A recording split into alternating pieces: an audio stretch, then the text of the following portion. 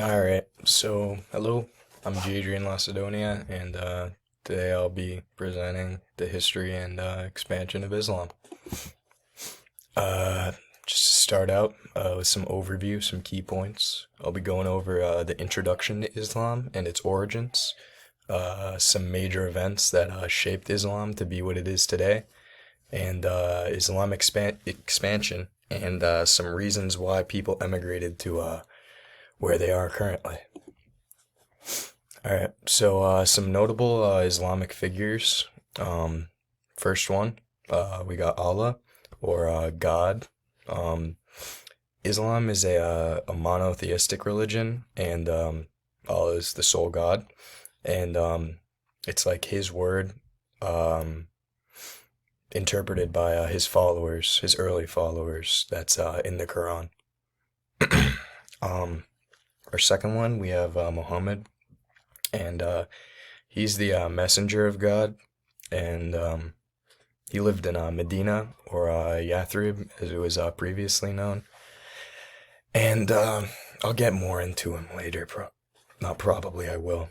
Um, Third, we have Archangel Gabriel, and he's one of the one of the seven, I believe, archangels of the three Abrahamic religions, and he was the angel that was sent down to speak to Muhammad, and yeah. Um, and finally, we have Abu Bakr, and he was a caliph from the year 632 from to 634, and a caliph is like a Muslim religious leader who is the successor of Muhammad, and he was the first one because he was Muhammad's closest friend, and yeah, and from that he unified Saudi Arabia under Islam. Alrighty, so for the origin of Islam, yeah, we have Prophet Muhammad. He was born in 570 A.D. In Medina to a relatively poor family. He was 40 when he received his first revelation in the year 610 A.D. Uh, he was on a mountain, and Archangel Gabriel came down and told him his first revelations. And after that, in 622, he was unfortunately forced to emigrate, or what is now known as the Hijra, which is an Arabic word that is used specifically for this immigration. Or emigration, I meant.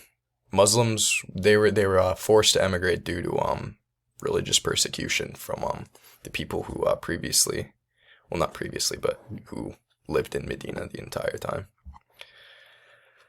All right, so in the year 625, a war broke out between Mecca and Medina over uh like because the people of Medina didn't support like the monotheistic religion, and that went on until the year 628, and in the year 630, the Muslims prevailed and were able to return to Mecca safely. Um, and then finally, in the year 632, Muhammad died of illness. All right, so the Sunni versus Shiite split.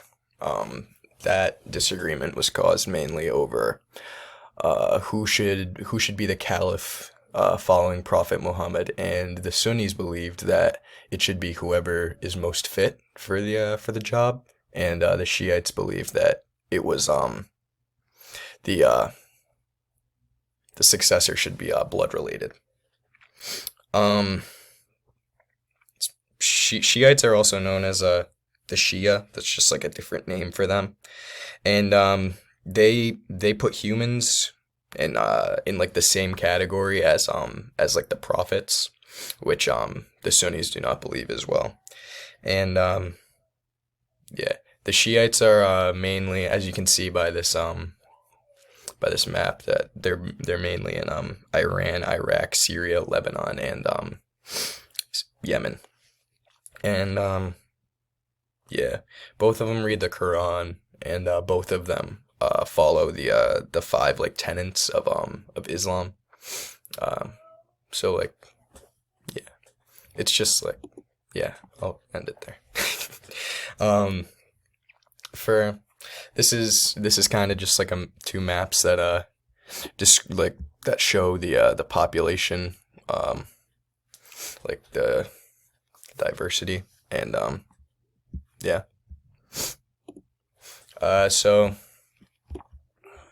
now I will go deeper into explaining Islamic expansion in the Africa was due to the first hijra to Ab- Abyssinia. I'm not 100% sure I'm pronouncing it right, but yeah, that occurred in 613 due to the same oppression by the same people from Medina. The Quraysh. I'm sorry, I haven't been saying it because I don't know really how to pronounce that one either.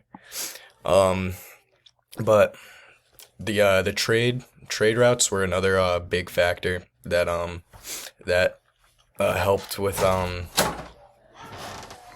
that helped with um Islamic expansion during like a century or so after, and rulers such as Mansa Musa and his brother started to endorse the religion and started building mosques. This yeah, they were like the rulers of Mali uh, during this time in the 7th century, or I meant 11th century. Yeah. All right, and finally, we have Islamic expansion in Asia, and yeah. So the Persian Empire was conquered by Muslims in the late 6th century. Um, this like on top of trade routes really started to help the spread of Islam, and finally Muslim traders went into Indonesia and the Philippines during the 12th century to get spices and stuff. All right, thank you.